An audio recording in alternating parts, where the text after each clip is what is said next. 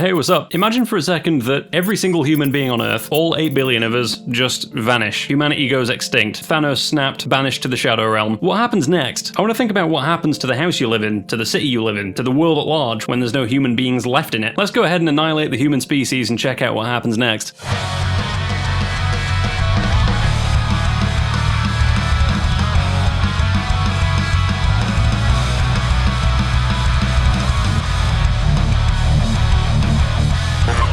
So from the second we're gone, the first thing to fail is probably going to be the power grid. Most power plants need constant human babysitting, fiddling with dials, shoveling coal. Do they still shovel coal in coal plants? I might be thinking of old-timey trains, actually. Anyway, power plants do need to have people there monitoring the power output and matching it to the grid's current needs by sacrificing younglings to Baphomet or whatever. I'm not a power engineer. My point is, within hours, most power plants auto-trip into shutdown. Nowadays, nuclear power plants don't have the kind of goofy design flaws that caused the Chernobyl disaster, and the ones that did have been retrofitted, so there probably wouldn't be instant worldwide meltdowns. However, whilst most reactors are now much safer than Chernobyl was, they're not so good that you can literally just walk away and be like, oh yeah, it'll be fine, I left the radio on. They do, need people. This point is important, and I'll come back to it in a sec. Once humans are no longer in the picture, there's going to be a problem with basically any system that humans use that is normally actively maintained in some way. The New York subway system has a series of pumps that move millions of gallons of water out of its tunnels every day. The second those pumps stop, the city that never sleeps will start pissing itself. Also, I'd consider vehicles in motion to be actively maintained systems, so if this scenario involves all of humanity suddenly ceasing to exist, there's going to be a lot of cinematic looking car crashes and airplanes gradually veering towards the floor. Time for a quick morbid aside. Your pets probably not going to do too well. Actually, cats might be fine if you've got a cat flap, because cats already basically treat you as a large, slow, occasionally useful piece of furniture. They'll just move on to plan B, which is murdering the local bird population. But dogs, and anything that you keep in a cage or a vivarium, just try not to think about it. Meanwhile, back in the nuclear power plant. Modern nuclear power plants have backup generators that keep nice cool water flowing over spent fuel rods even after they've shut down, but those generators have maybe a week of fuel, and after that there's no humans to refuel them, and the cooling systems are going to fail, and the heat from the fuel rods is going to cause a fire, and the fire is going to melt through the enclosure. Careful, that's a nuclear disaster. Not that big a deal for us considering nobody's going to be around, although the wildlife might end up a bit cancery. On the plus side, that'll probably spur a lot of radiation-driven rapid evolution, so there might be some pretty cool fucked up looking genetic abominations hanging around. I may have used the phrase plus side quite liberally there. Anyway, moving on. Dams.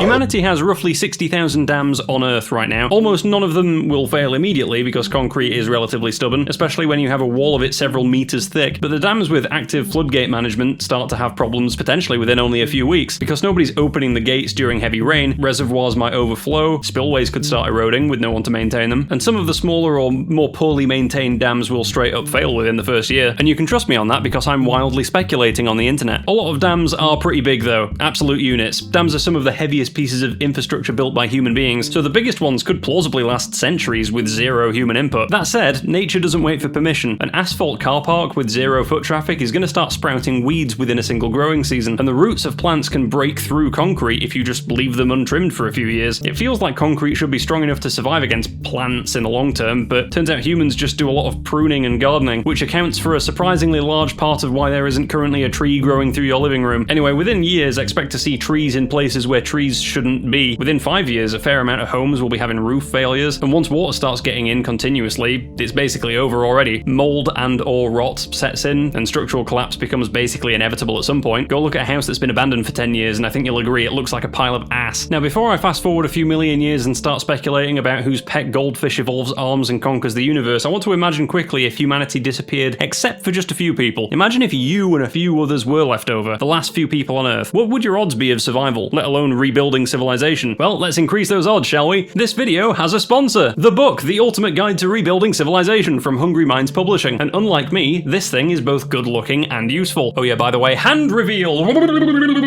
This book is exactly what it sounds like. It's a manual for rebuilding human civilization from scratch. I legit feel like a wizard looking for spells when I'm reading this thing. It's very cool. Honestly, it's too nice of an object to be in my house. Me sitting in my living room holding this thing is like Gravelord Nito setting up an antique snooker table in the corner of his boss arena. In fact, fact, given the area of town that I live in, this is probably the nicest object for several kilometers in every direction. Look at this, there's a full breakdown on everything from making fire, to medicine, to metallurgy, to firearms. There's literally a page on coil guns, which is one of the actual sickest things I've ever seen. The book basically chronicles the entire history of human ingenuity, which is very, very cool. As far as books to keep on your coffee table go, you're probably never finding anything more pretty, interesting, or honestly useful as a weapon to defend yourself against burglars. I'll bet your sweet Bippy I did.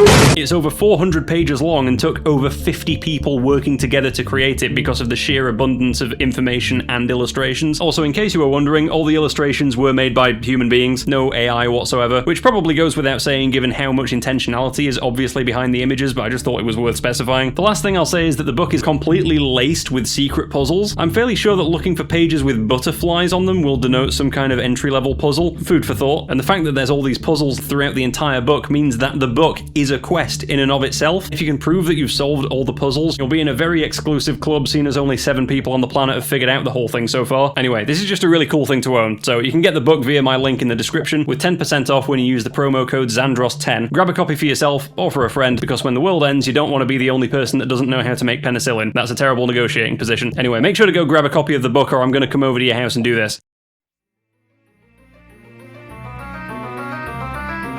Alright, where was I? Oh yeah, let's talk about puppies frolicking in Chernobyl. Kind of a nuclear theme with this episode. So when humans aren't around, nature actually works for once. Chernobyl's exclusion zone, as it exists today, is basically the control group for this entire video. It's gone several decades with 0 permanent humans in it, and it's now one of the most biodiverse regions in Europe. There's like wolves and lynx and horses, just fucking hanging out around a nuclear disaster site. It turns out human beings are more dangerous to animals than ionizing radiation. Not sure if that makes me feel depressed or powerful. Maybe that's the reason people always run screaming from the room when I walk in. Over decades, bridges and skyscraper frames and anything load-bearing and metal starts seriously corroding. These kinds of structures need maintenance crews repairing and patching them constantly. There's a famous bridge near me called the Fourth Rail Bridge. I like it because it looks like a waveform of me going like this.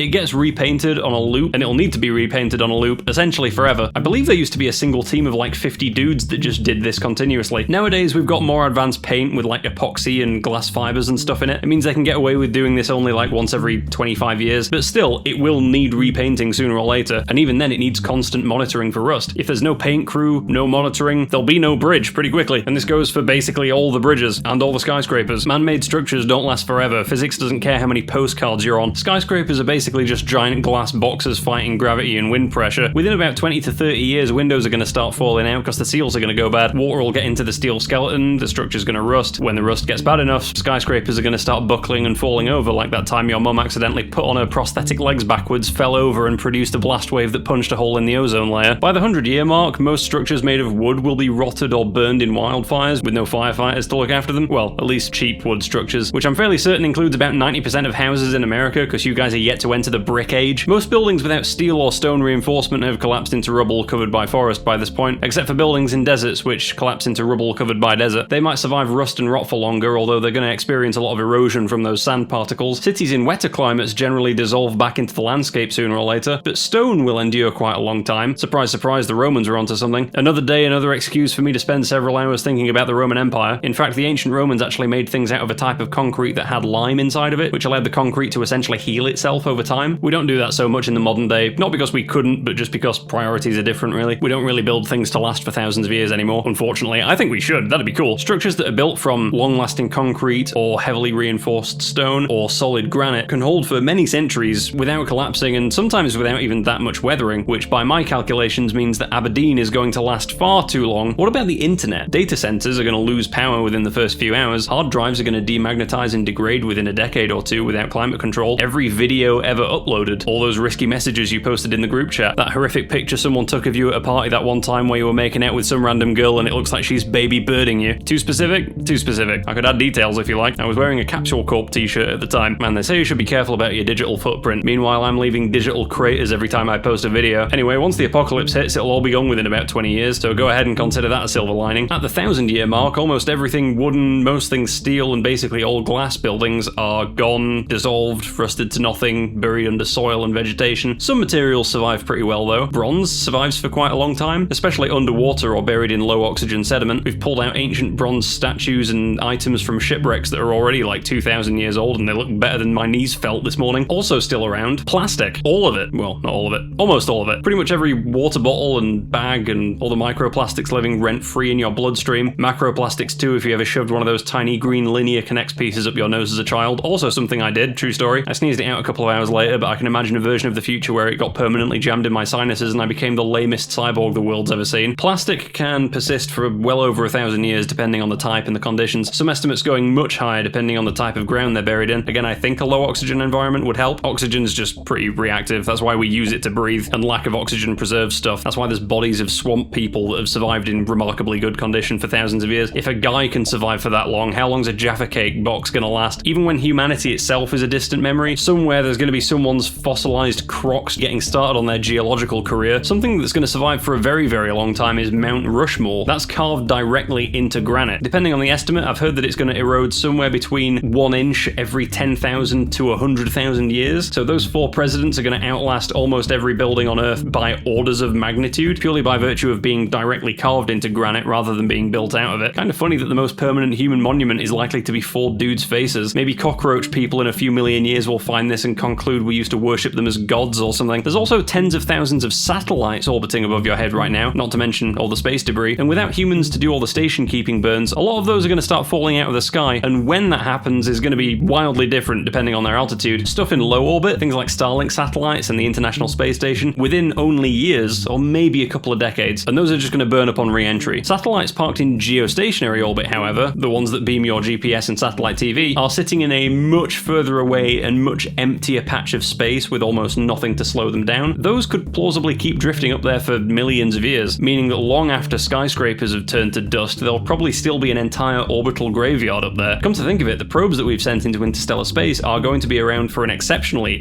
long amount of time. Given how empty space is, the golden records on the Voyager probes are probably going to be readable for billions of years. All things considered, those are almost certainly going to be the longest lived human objects in all of existence, at least until in reality we do even more missions that end up leaving the solar system on interstellar trajectories. Back on Earth, within tens of thousands of years, erosion, plant growth, and repeated freeze-thaw cycles are going to grind almost every surface down to rubble, and then to soil, and then to dust. Everything you've ever known would become just a pile of material. Within a few 100,000 years, most of what we have built above ground is gone completely. But some traces are going to survive for longer than that. Geologists already talk about the sort of techno-fossil record. Essentially, we've made so much concrete and plastic and metal that it's going to leave a permanent, identifiable stratum in the rock layer that's going to be visible for literally millions of years, even though we've only been doing this for like a few hundred years. I mean, plastic was invented last century. It's really very recent, but it is going to leave this very distinct layer that will be visible for a very long time. In the same way that we can look back at the geological record and see the exact moment that the dinosaurs got erased by an asteroid. Someday, the descendants of the raccoons living in your garbage are going to dig down, hit a weird layer of plastic and rebar, and they'll have absolutely no idea that that used to be Ohio. Also, back to nuclear stuff again, specifically heavy artificial nuclear isotopes. And even after all those clearly artificial substances decay away, they will decay into other isotopes, and even though those do appear naturally, the fact that they came from artificial sources will mean that there will now be weird ratios of them. So in practical terms, you could probably make a strong argument that some sort of advanced technological civilization living on Earth, even hundreds of millions or billions of years in the future, might still be able to tell that we were here, doing a bunch of nuclear energy stuff. Anyway, broadly speaking, in our absence, life is just going to keep on going. Arguably better off, depending on what you mean by better off. Personally, I think the world is better with us in it, humans potentially being the tip of the spear for intelligent life in the entire universe, insane as that may seem. But within a few centuries, most large mammal populations that survived humanity's absence will rebound pretty hard, since we, historically, are the single most efficient extinction-causing force the planet has ever produced. In the long run, we're probably going to be more effective at that than asteroids have been, but after we blip out of existence, forests would return back to old growth density within a few hundred years. Ocean fish populations will recover within only decades. Coral reefs will get a fighting chance to stabilize once atmospheric CO2 starts naturally reabsorbing. The Tasmanian tiger will return once more. Just kidding, they're all definitely dead. Basically, give the planet a few thousand years without us, and it heals sort of like nothing has happened, minus the layer of plastic and nuclear material literally embedded in the Earth's crust. But more importantly, I'd like to embed a shout out to my elite level supporters, Thunderbolt 22A10, who can travel through time at a rate of 1 second per second, Nomad Gronk, who didn't quite understand what the cashier meant by the tip and is now banned from McDonald's for life, Andrew Maul, who's currently trying to stop his dishwasher, microwave and air fryer from unionizing, JB Jaron, who left their windows open in space, JDK, K, who drives Hot Wheels cars with his mind, Mutantous Doom, who looks the way lavender smells if you have synesthesia, Nikita Lurie, who remembers what happened tomorrow, Aaron Rowe, whose true name can only be pronounced backwards, Bonk Chunk, who's determined to win gay chicken against a muon, That One Boy, who frequently uses the nuclear explosion manhole principle to launch himself into orbit using a rocket launcher, Trenton Caldwell, who won Poland's national orb pondering contest in 2003, Jimbo Quiz, who knows the correct way to pronounce it isn't algae or algae, it's algae, Draco91, who, while diving into Neptune, got treated like a pre-cooked ramen pack for the next day's meal, Enoch Trismegistus, who's the owner of a brand of canned beverage called Whoop-Ass, Autumn, who was once stepped on by a Lego brick, Selena Stopic, who folded a universe into a tortilla because the line at Taco Bell was getting absurd, and thanks to all my other supporters too. Don't forget to join the Patreon or the channel membership if you want to be featured in my video credits or chat on the Discord, and as always, I'll catch you in the next one.